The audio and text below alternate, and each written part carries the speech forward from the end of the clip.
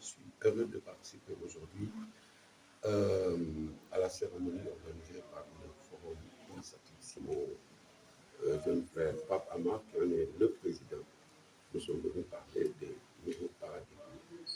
Alors, vous êtes revenu de manière profonde sur le nouveau paradigme, en revenant sur les perspectives. Est-ce que vous pouvez vous revenir?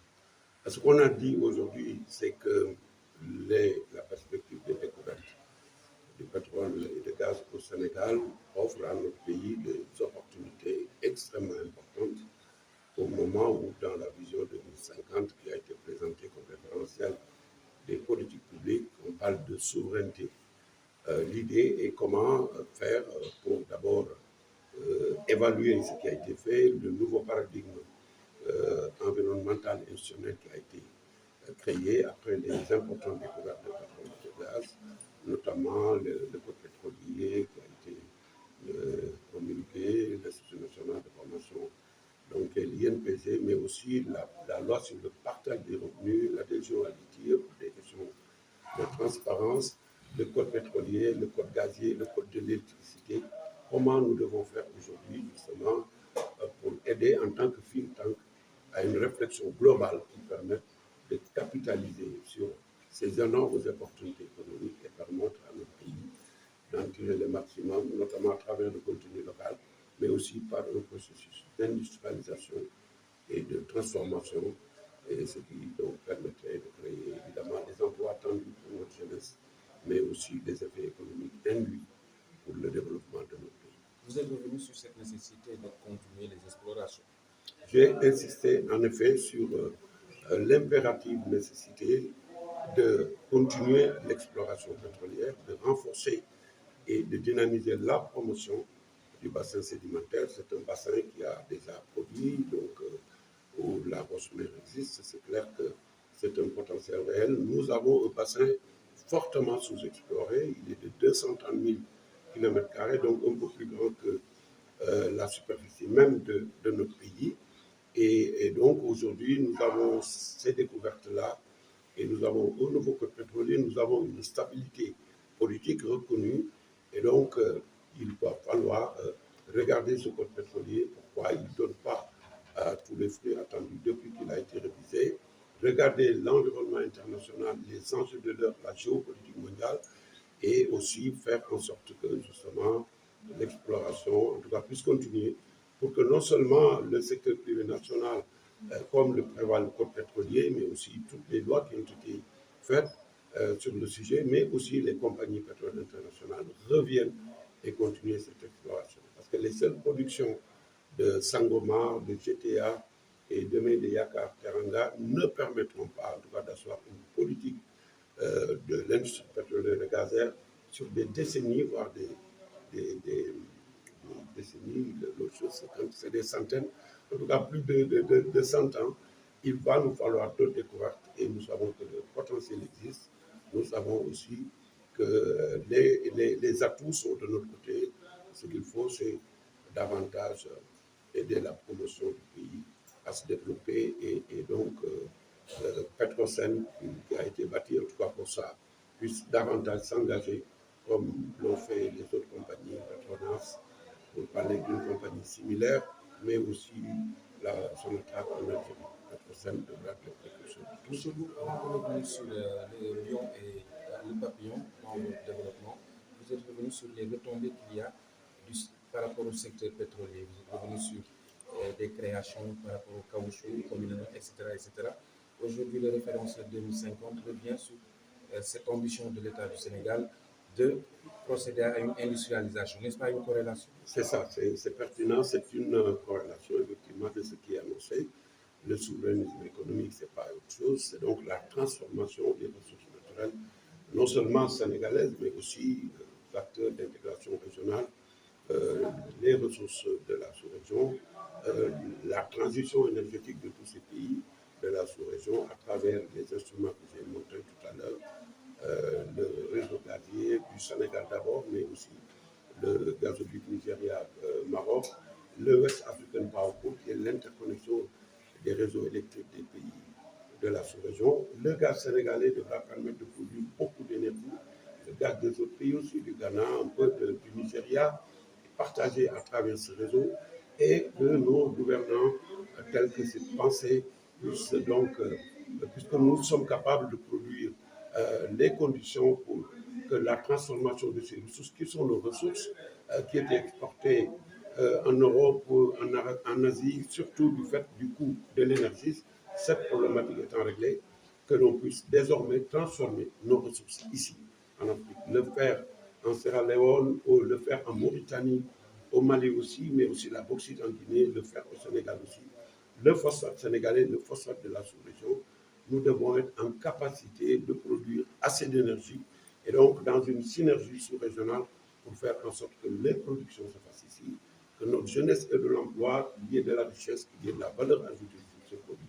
J'ai parlé aussi de la pétrochimie, qui est évidemment un moteur extraordinaire de niche, en tout cas producteur de matières premières pour des PME, PMI. Tous les équipements avec lesquels nous sommes en train de faire cette interview, que ce soit vos caméras, les micros, tout ça, l'électroménager, les tissus, la plupart des tissus que nous portons, mais aussi le mobilier, le bâtiment, où on parle, pendant qu'on parle de logements sociaux, de développement donc de l'habitat social. Toutes ces choses-là sont des, des, des, des produits qui résultent du pétrole. Donc, je pense que la pétrochimie devra permettre, d'une part, de produire toutes ces matières premières, et donc, à travers les zones économiques telles qu'on les a prévues, à travers le pays, il y en a déjà à Nias, il y en a déjà à Diamniadio, il y en a dans la ville de mon ami, le ministre Ringé Diop, et qu'il y ait dans tous les départements des zones, des parcs industriels où de petites sociétés sénégalaises s'installent. Et c'est là où je faisais référence à l'excellent ouvrage de Feu Mohamed John qui parlait du lion qu'incarne aujourd'hui l'État à sa tête le président Diomaye et le premier ministre Sonko, mais aussi les abeilles qui sont tous ces petits industriels sénégalais qui vont transformer et qui ensemble vont former une force comme les abeilles ont créé les Russes, mais aussi ils sont des papillons parce qu'ils sont libres. Quand on a une PME, PMI, quand on emploie 10, 15, 20, 30 personnes, quand on fait de la production dans la transformation, que ce soit de l'agroalimentaire ou des ressources ou des matières premières issues de la pétrochimie, on est un papillon libre capable de voler et c'est comme ça que moi je comprends le souverainisme vers lequel nous tendent les autorités et la vision 2050 et je pense que c'est cela que nous avons essayé de partager avec des excellents panélistes et le public très nombreux et très diversifié qui a participé à cette belle journée du think tank Forum Initiative Citoyenne pour ñu mën ko boole ci politique yi ñuy def defoon nañ ko ci wàllu koom-koom wàllu monnaie wàllu CFA comme niñ koy waxee buñ ko dindi woon buñ ko defoon buñ ko ci nekkoon ci 2 mois lu muy indi mooy waxtaan bu mag def naa ñaari at ci gannaaw tey ñu woote Pape Amar jiite ko avec beaucoup de talent et de brio pour waxtaan ci xew-xew yu bees ak opportunité yu bees ak buntu xewal yu bees yi nga xam ni pétrole ak gaz bi ñu gis Sénégal di ko exploité mën na ko indi ci wàllu yokk koom yi ci wàllu yombal dëkkin yi ci wàllu aussi gën a defar suñu réew ba nga xam ne nii li nga xam ni moom lañ ci nam te ñi fi nekk loolu nekk seen mbébét ak seen gis-gis ñu mën a continuer li ñu doon def démb mais ba nga xam ni Sénégal yëpp dañ ci gis seen pétrole beeg gaz bi moom gis nga ni war nañu gën a wéyal li nga xam ne moo di exploration. waaw dama wax ne bu ñu kontaan rek ni gis nañu gaz bu bëri gis nañu pétrole bu bëri loolu fanweeri at la juróom fukki at la loolu doyul industrie pétrolière ay siècle la war a doon ay siècle la war a doon te mën na ko doon ndax Sénégal sunu wàll bi muy bassin bi ni ñu ko tuddee fi ñu koy seetee boo ko seetee moo gën a rëy superficie réew mi 230 kilomètres carrés ndax lii daane ci suuf li nekk ci géej kon jaadu na mu gën a rëy mais ñu gis ne aussi yàlla am na lu mu fi def ndax seet nañu gis nañu te it seet bi maanaam dafa daju bu ñu doon seet den naan sax 10% sax xëy na seetuñu kon war nañ gën a seet waaye seet bu ñu koy def dafa am loi yu ko encadré bi ci ëpp solo moom code pétrolier boobu dafa am yu mu ëmb yu bëri dañ ko tëggaatoon bi nga xamee ni gis nañu souvent bu ñu koy def yooyu dañ ciy boole li état bëgg a def fi jamono toll enjeu yi nga xam ne moo nekk stratégique enjeu politique yi enjeu sécuritaire yi nekk ci àddina bi niveau investissement fan la toll nit ñi fan lañ bëgg a jëm yooyu yëpp la état bi boole ak yan obligation la am comme li ñu waxoon ni koom-koom yi léegi état moomatu ko nit ñi ñoo ko moom muy article 25 de la Constitution ak nécessité aussi lu ci dugg ci koom lu ci génn ak nu mën di demee ñu leeral ko def ko ci internet wax ko ñëpp gis ko ITIE yombal loolu tey yooyu yëpp lañ tëgg ci code pétrolier bi ak condition yu bees pour mën a tëj ci compagnie pétrolière yoo xam dañuy ñëw di risque seen alal ñu yokk ci sax ne baratul rek yem ci compagnie étranger même buñ ko bindul woon mën na nekk aussi mbirum doomi Sénégal naam ci gannaaw ci at yële am na ay doomu sénégalais yu ci jamono jéem a jot nañ seen alal mais ñu gën ko kii ba nga xam ne sénégalais bu bëgg a def li BP di def en tout cas boo amee capacité technique financière la ngeen dajaloon boo ñëwee gouvernement bu la jox yooyu nga seet loolu yëpp moo nekk ci code pétrolier bi ñu ko defee ba léegi dañu gis ne compagnie yi taxul ñu ñëw ni ñu daan ñëwee loolu nag dana def dañu wax ne dafa laaj ñu jàngat ko xool lu tax ñëw ñu tey ñu gën a fagaruwaat pour que loolu mën a ñëw li koy indi nag mooy ñu gën a intensifier dañuy wax promotion bassin bi ci ay conférence lay doon ci ay kii lay doon te loolu def naa waa Petrosen ak waa ministère ñu ngi ci kawam pour que ñu relancer exploration bi gën a set parce que li ñu gis Sangomar ak li ñu gis ci Yaakaar Teranga ak kii ci gaz gëm nañu ni am na lu ëpp lu ñu mën a gisaat donc loolu mooy tax découverte yi gën a bari réew mi gën a naat te it xale yi parce que xam nga ni 75% xale lañu ñu mën a transformer loolu ba ku nekk mën ci gis sa bopp pétrole nag yemul ci loolu parce que alal bu duggee ak li muy indi dina tax mbay gën a dem ndax buñ ci defee engrais bu yomb bu gën a baax mbay mi day gën a dox li ñuy bay noonu dañ ko war a transformer buñ ko transformer su amee ay usine yu def pétrochimie emballage yeeg barquette yeeg dañuy def rek garab emballage yi seen télévision yi yooyu yëpp Sénégal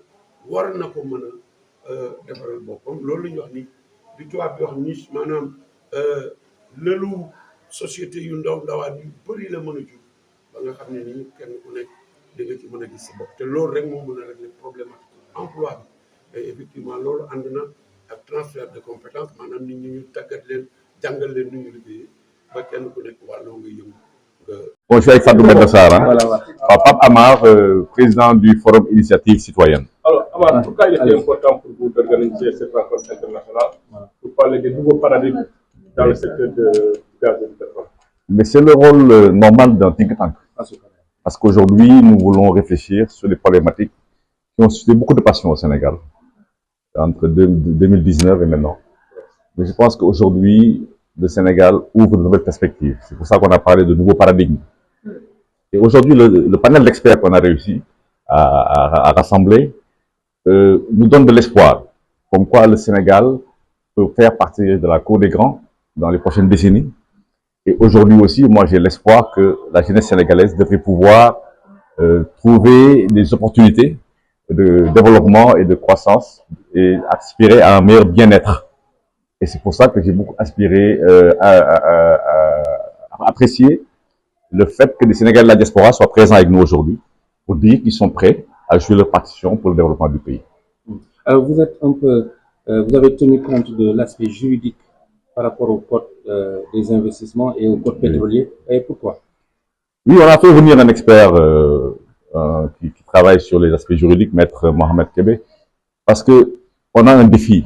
Comment concilier l'attractivité du Sénégal aux intérêts du peuple sénégalais. Et je pense que le changement de régime offre de nouvelles opportunités pour renégocier.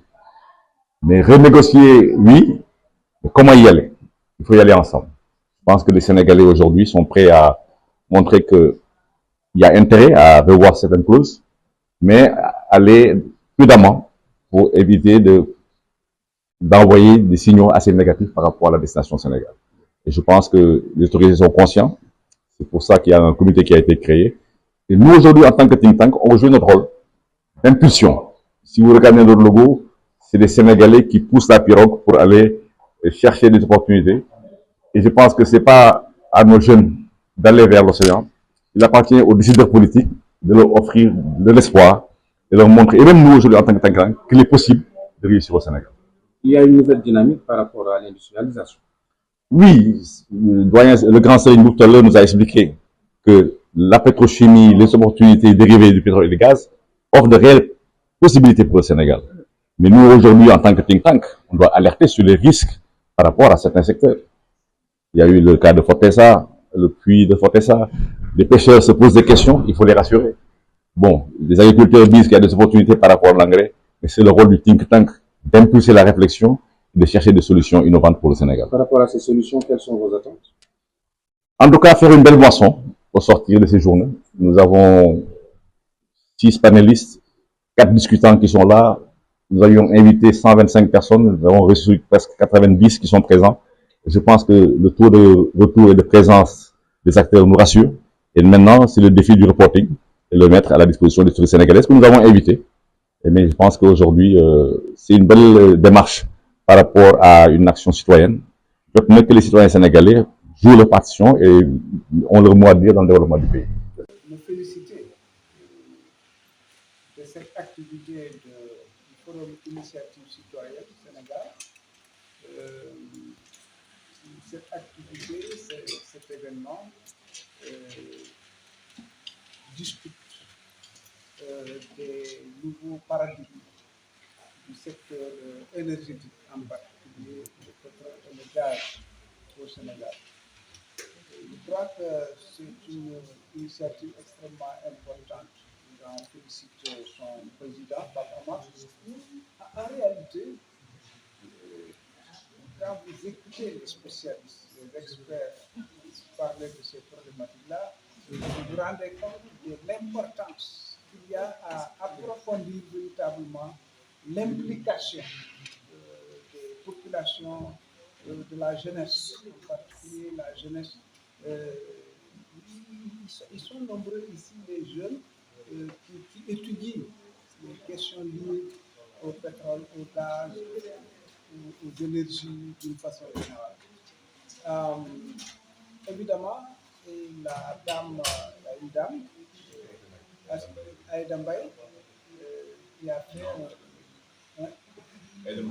Aïda Mbaye Niang, qui a fait un exposé extrêmement intéressant. C'est sa conclusion que je retiens, c'est qu'il nous faut une infrastructure gazière si on veut véritablement gagner la bataille du coût de l'énergie dans notre pays, pas seulement pour les ménages, mais également pour les industries. Dans l'agenda Sénégal 2050, la question de l'énergie, elle est centrale parce que si on veut doter le pays d'un tissu industriel digne de ce nom, il faut effectivement régler le problème de l'énergie. Et donc, vraiment, le problème des infrastructures gazières, c'est quelque chose d'extrêmement important. Alors, je me suis intéressé, pour ceux qui ne le savent pas, j'ai eu à présider le groupe de travail sur le contenu local, pétrole-gaz, à l'époque en 2020, dans le cadre du dialogue. Et on avait fait un travail extrêmement important. Je vais d'ailleurs dire, je vais envoyer ça au président Bapama. La question du contenu local, c'est comment les populations, une large masse de Sénégalais, des paysans, des ceux qui sont à Pongomundi, Salemata, Saraya, j'en oublie, vont pouvoir bénéficier de ces opportunités-là. Je crois que ce sont des questions pertinentes.